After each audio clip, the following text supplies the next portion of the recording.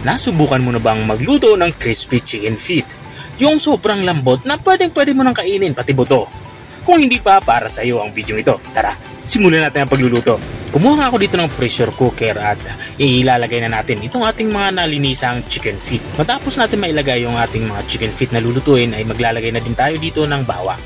At isinunod ko na yung sibuyas saka itong buong paminta. At para mabango yung ating lulutuing chicken feet, maglalagay tayo dito ng laurel.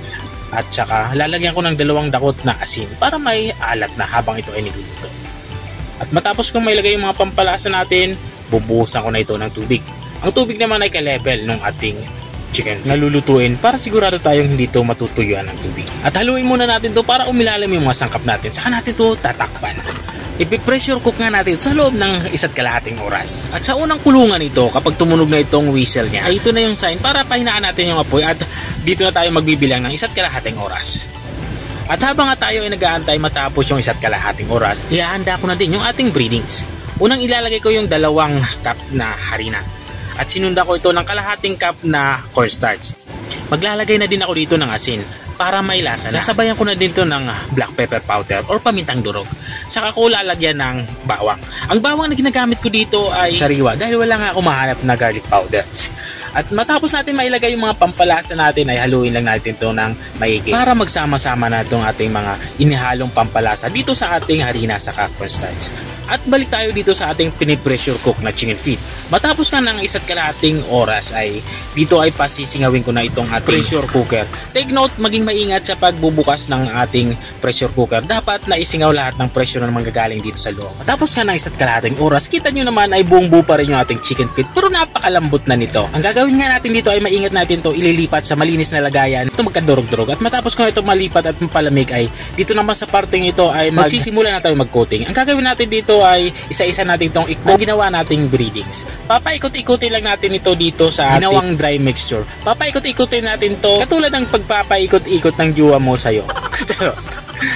At matapos natin makover lahat ng ating piprituing chicken feet ay lipat lang natin ito dito sa malinis na lagayan.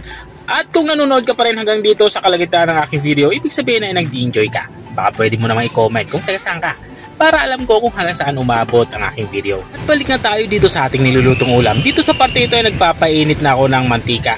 At nang uminit na nga yung mantika ay isa-isa ko nang inilagay itong ating mga chicken feet na pipirituhin. Isa-isa lang natin ito ilalagay para hindi ito magkadurog-durog. At pipirituhin lang natin ito hanggang sa mag-golden brown ang kulay nito. Katulad ng nakikita nyo. At kapag ganyan na itsura niya, pwede na natin itong ilipat sa malinis na lagayan. Sobrang bilis nga lang itong maiprito dahil naluto na nga ito sa pressure cooker. Mga 5 minuto ko lang ito pirinito. Habang nga tayo ay nagpapatuloy sa ating pagluluto, gusto ko lang i-shoutout ang mga masusugid nating mga taga-subaybay. Big shoutout niya kay Sir Axel Hamong Maghanay ng Bohol. Shoutout din kay Ma'am Nancy Tamba Mendoza ng Kulasi, Antique. At shoutout din kay Ma'am Girly Manlapas ng Apalit, Pampanga. At maraming salamat din sa mga walang sawang nanunood at nakasubaybay dito sa ating channel.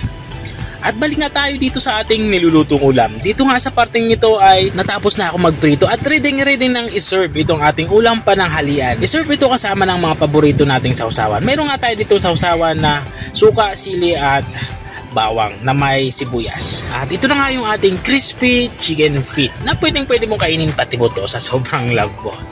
Diba? Kung nakarating ka ngayon dito sa dulo ng aking video, maraming salamat sa panunood. Kung nagustuhan mo naman yung bago nating recipe ni binahagi, pwede mo naman tong i-share. Kita-kita ulit sa susunod. Bye-bye!